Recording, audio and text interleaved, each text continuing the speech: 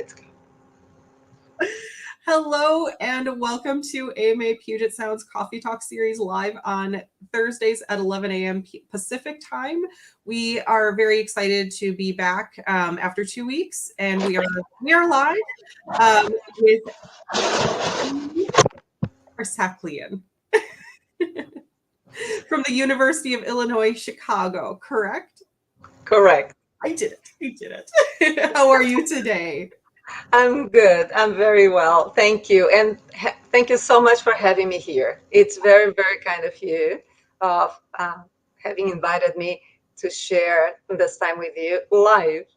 Yeah, absolutely. And it's I'm so happy you're here to talk about what we're going to be talking about, international marketing and multicultural marketing, because it is so important right now. We're a global economy, so it should just almost be second nature at this point, but it's not. So thank you so much for coming here to let's get into it. So what, just so everybody's on the same page, what is the difference between multicultural marketing and international marketing? Well, that is a great question because there is often confusion between goals. Actually, the confusion goes even beyond that. It's multinational, multicultural, international, global, all marketing. All these seem to see the same, but they are not the same. Mm-hmm. Because international marketing is across borders. Mm-hmm. It's when a company has target markets in other countries outside of their domestic market. Multicultural marketing is the opposite, is having target consumers from different cultural backgrounds within their home country. That means that it's the domestic market that is multicultural. Mm-hmm. So it's even more segmented rather than just full on location of, say France. When you get down to it, you're being a lot more segmented within the country of France. Yeah, absolutely. If you think about the US, well, we all know the US is a very multicultural country. But even at the level of a city, if you pick a city like Chicago, and Chicago is just an example, but there is a big Greek community, Italian, Mm-hmm. French, of course, Mm-hmm. Ukrainian, and Chinese, and Japanese. And there are communities Mm-hmm. about almost German, about almost every culture that you might find in the world. And when you see what the events are like here, then you have the Greek Easter, you have the Oktoberfest, you have the Chinese New Year, and that is all a demonstration of how multicultural can only one city be. And I'm just speaking about few cultures that are in the city. All the cities are like that, Yeah. and Yeah. in almost all countries. So Mm-hmm. this is multicultural marketing, the Mm-hmm. way I define it. Absolutely. So there would be, I would imagine, a lot of strategic thought into navigating, and I can't wait till we kind of get into it a little more. So I want to talk a little more about multicultural marketing and what does it have to do with diversity and inclusion? Well, it has to do just like the same amount as in any other fields. It's Mm-hmm. just that for people who, like me, who work with multiculturalism, the issue is a confusion between race and ethnicity because diversity from the multicultural point of view is a diversity of cultures, is Mm-hmm. not necessarily a diversity of race, sex, gender, and other demographics. It is cultural diversity. Mm-hmm. That means that when you have in your team people from different cultural backgrounds, and thanks to that, an understanding of different cultures, bringing them together will just make your job easier when you need to work internationally or multiculturally. So Mm-hmm.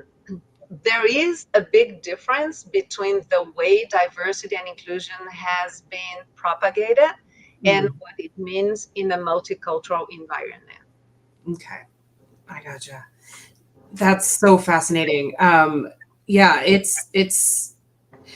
I'm sure we've seen it before where, you need to have a voice for a certain culture. And yeah, if you're not bringing in somebody or a group of folks that can attest and make sure that, you're leaning into stereotypes, that um, you're not using slang terms that, could go awry when you're working with multicultural campaigns. So there's a lot of nuances to it. So yeah, it's important to bring in bring in somebody who can explain it and be on your team to do that. So and I would and would you say, like, how early should you bring in somebody when you're about to come up with a multicultural campaign? And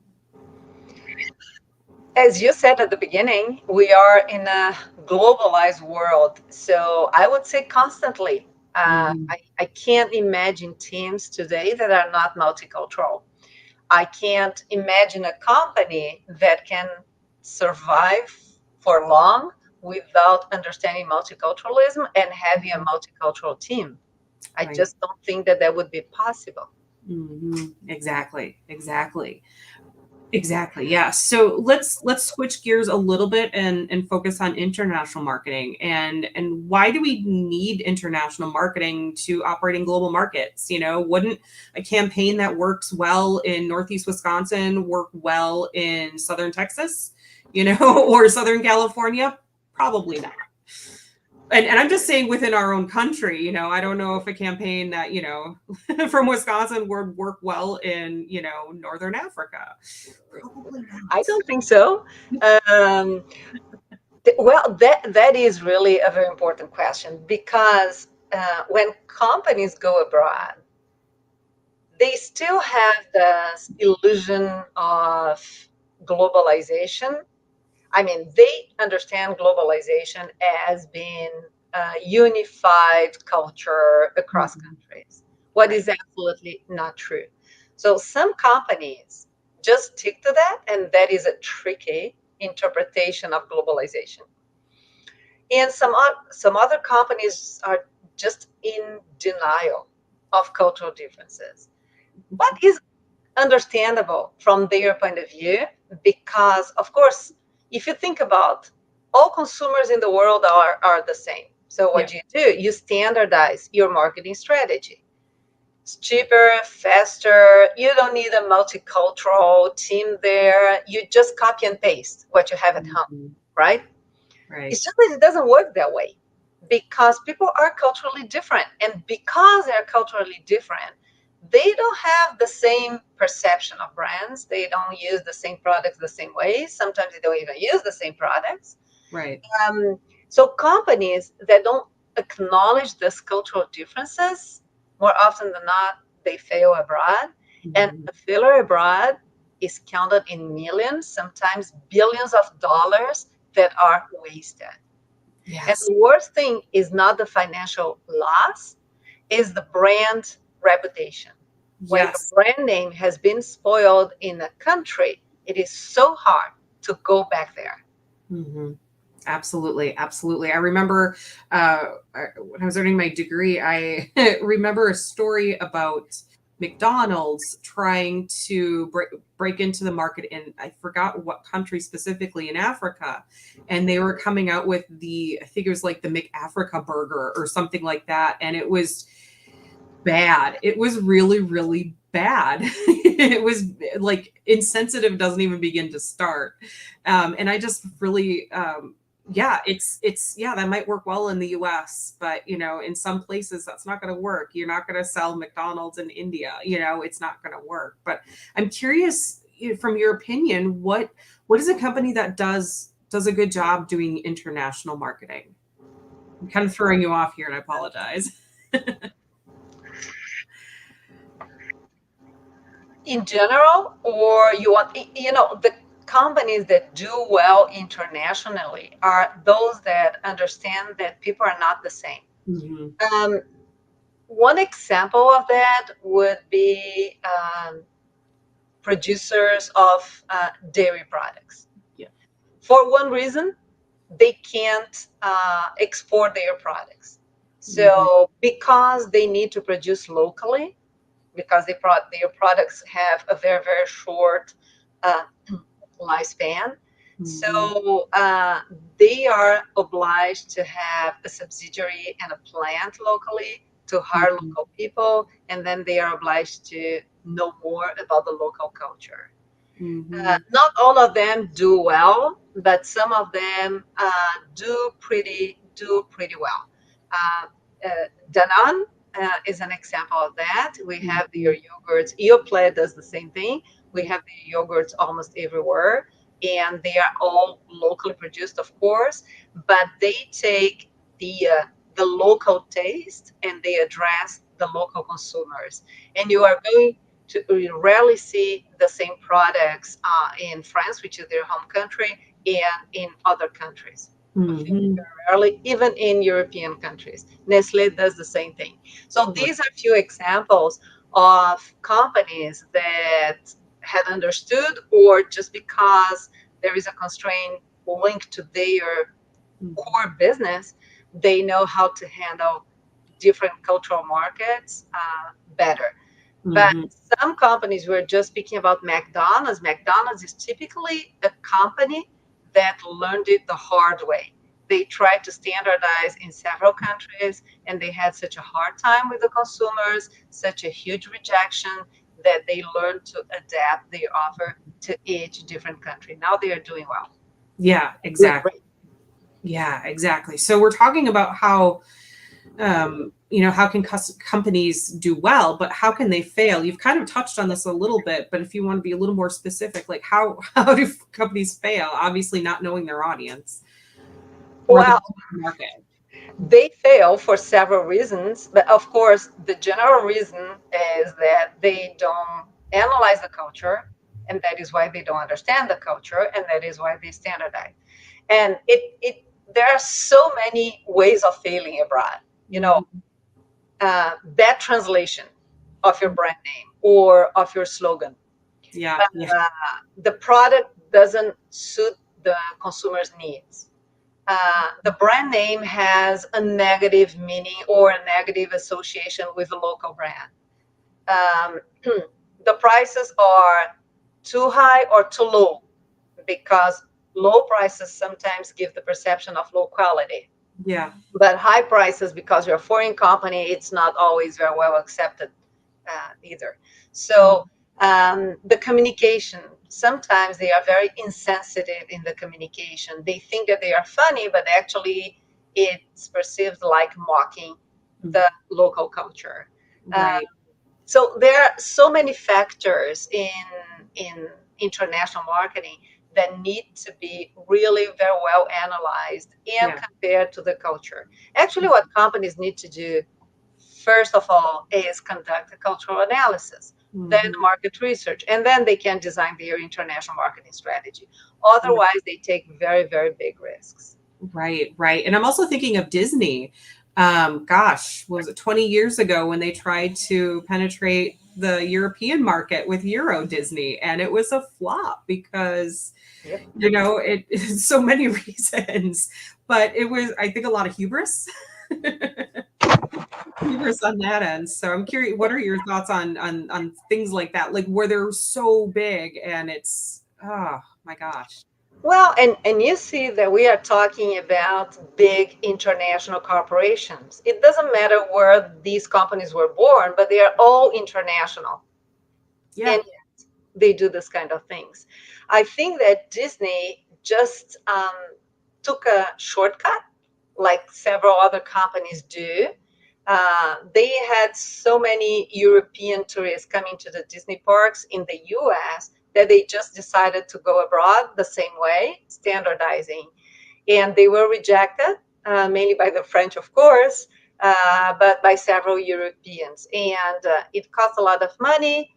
The company is still struggling a little bit, but much Mhm. less than before. So they needed to change their name. They went through from Euro Disney to Disneyland Paris, and they did several other changes that kind of made the situation a little bit better for them. Right. But Sephora, I mean, the pronunciation is Sephora because it's a French company with the cosmetics, makeup, and everything. They did the same thing. They had plenty of Japanese tourists and consumers buying their products in Paris. They just went to Tokyo, opened a shop, and after 6 months, they were out of the market. Mm-hmm. They didn't Yeah. understand. They didn't understand the Japanese culture. So you Right. see, this is the kind of thing that companies do. It's so easy to fail abroad. It is. It is. And part of that I think that they missed out on realizing is part of it was the experience of going to that shop that is not in their home country.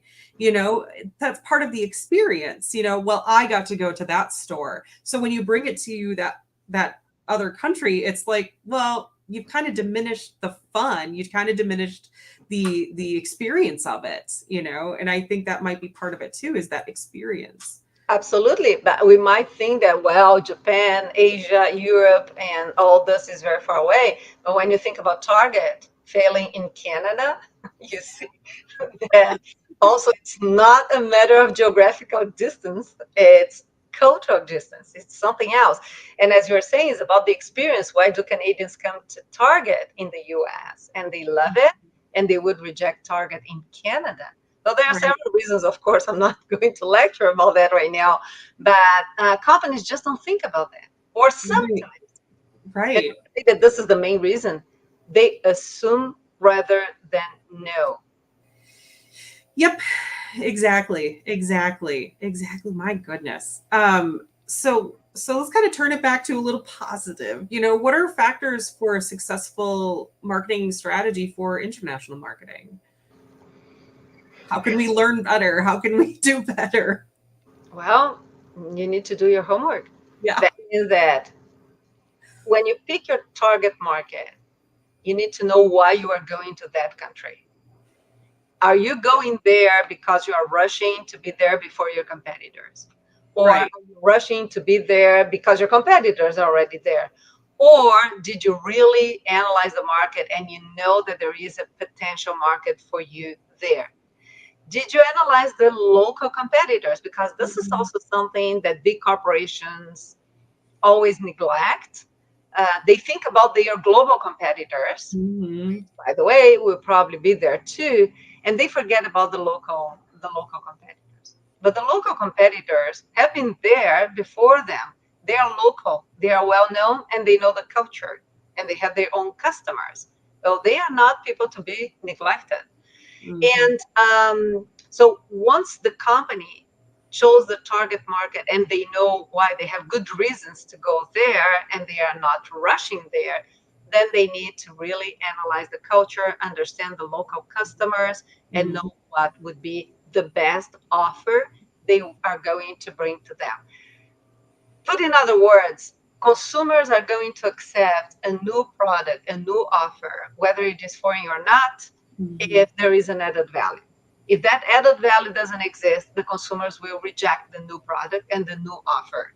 Mhm. The companies need to work on that. And of course, understand the culture, work with people who are from the country, and really conduct a very serious cultural analysis Mhm. before going there. And when they're going to make translations, they need to make sure that the person who is translating is competent, Mhm. and they need to make sure that there are not bad interpretations of that translation.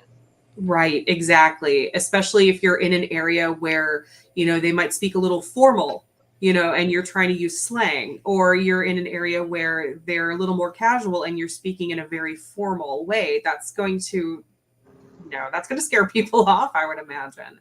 It is true. And also, avoiding using humor, because humor doesn't travel well.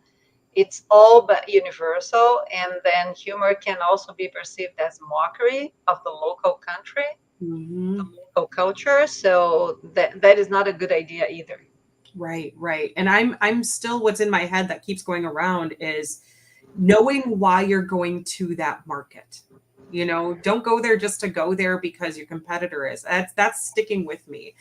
Yeah, know why you're going there. Does it make a good fit? That is like your number one. That's like, I would imagine you tell people this. That's your number one thing. That's the first thing you should do. And yeah, if it's a fad, you know, do you really want to get into that? So yeah, we could even get into products, you know, specifically. Like I remember when I was in high school, so I'm from Green Bay, which is, it's a bit of a football town.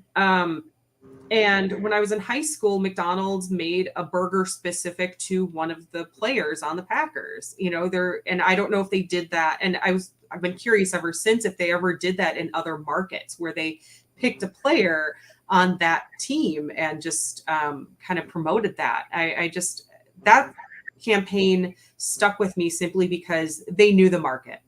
It was named after a very large football player, so they called it the Gilbert burger, which was named for him, and it was a very, very, very large burger.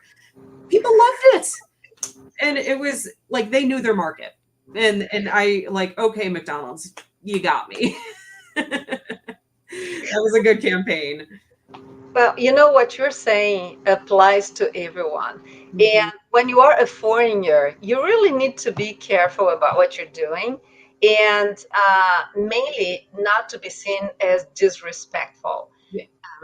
When consumers, just like you, see that the company knows what they are doing and they are um, aware of the local culture and Mhm. respectful of the local culture, then the consumers will join in.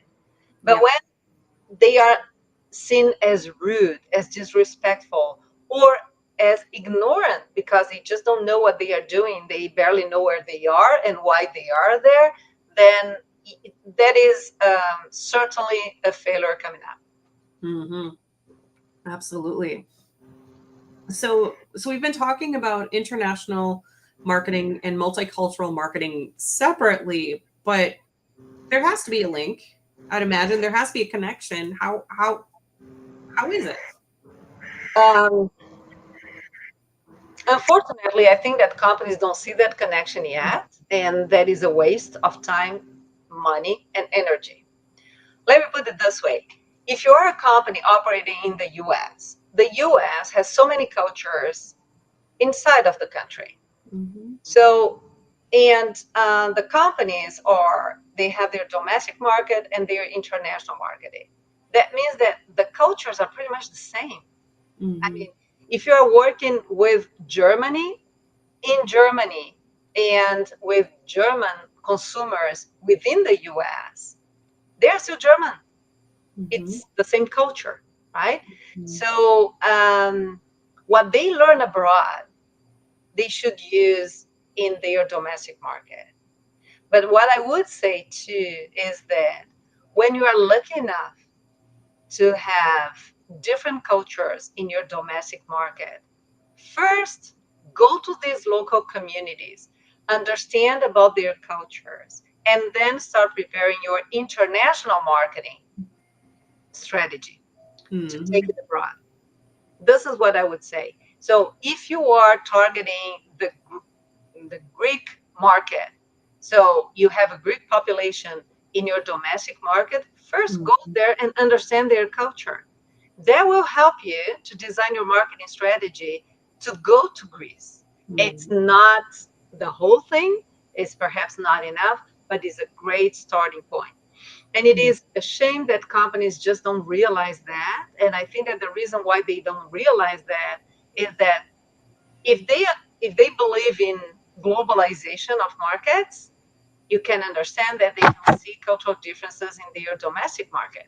They think that everyone living in that country are the same, but they're not. They They're have not. different cultural roots.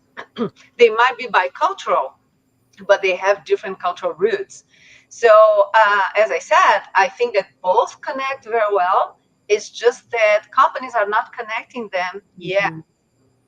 So it's a shame to me that is obvious. That it would be obvious, if I Mhm. were to run a company that I'm taking abroad, I would first look for that culture in my domestic market, analyze it, understand it, and then start designing my marketing strategy based on market research and everything else I need to do. abroad.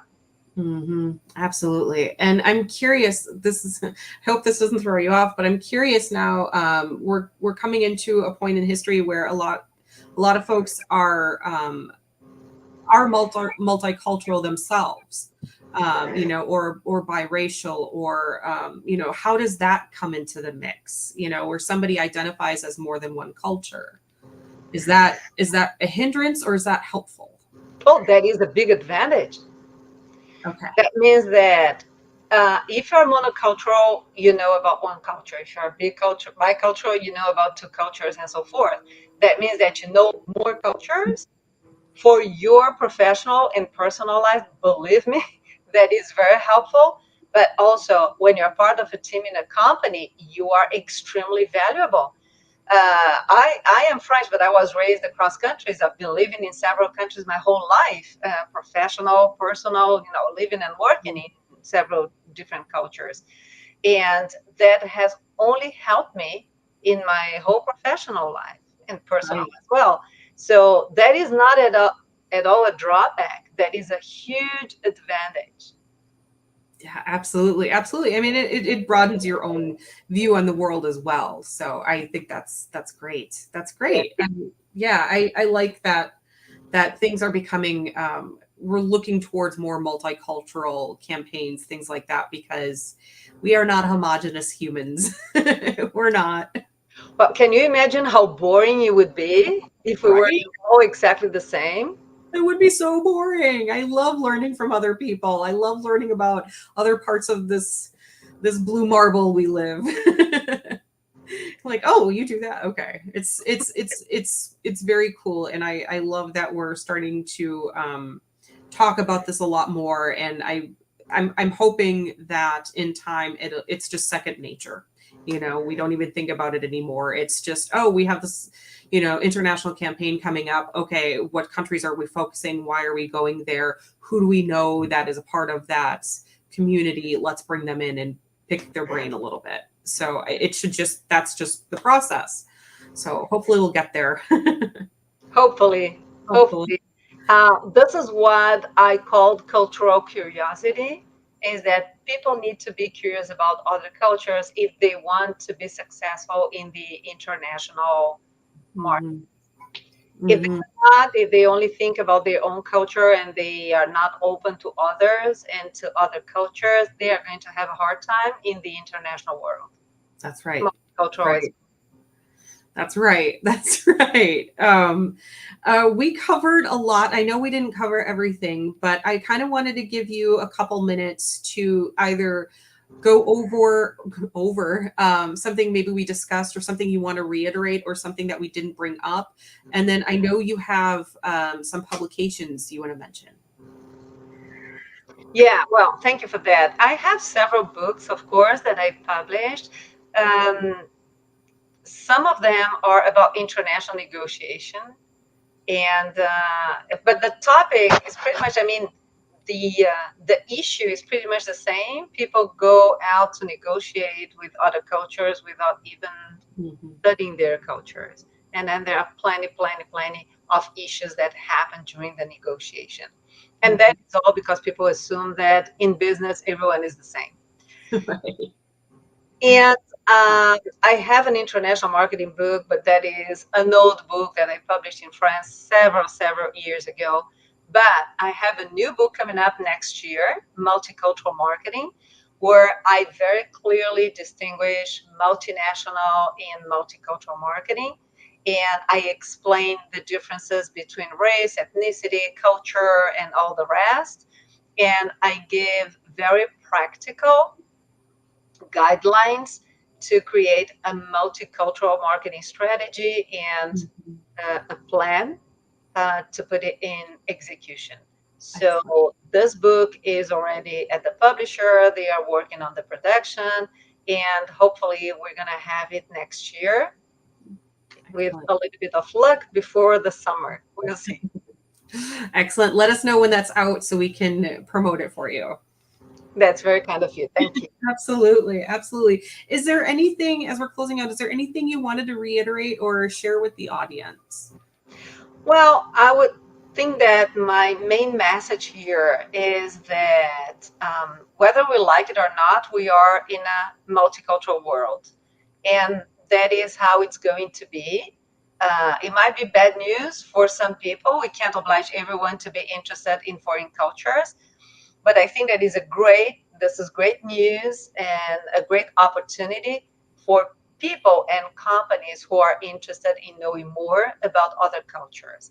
So traveling is getting easier.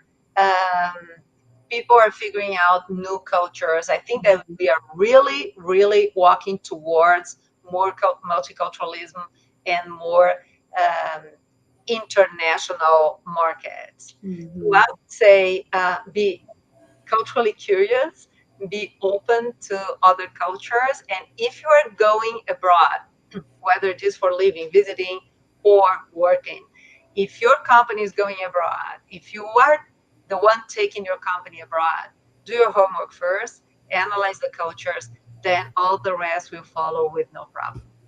Excellent. Awesome. Thank you. That's great advice.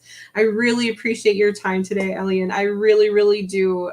It's been so fantastic to talk with you. Thank you. I appreciate it. Well, thank you, Julie. Thank you so much for having given me the opportunity to share this with you.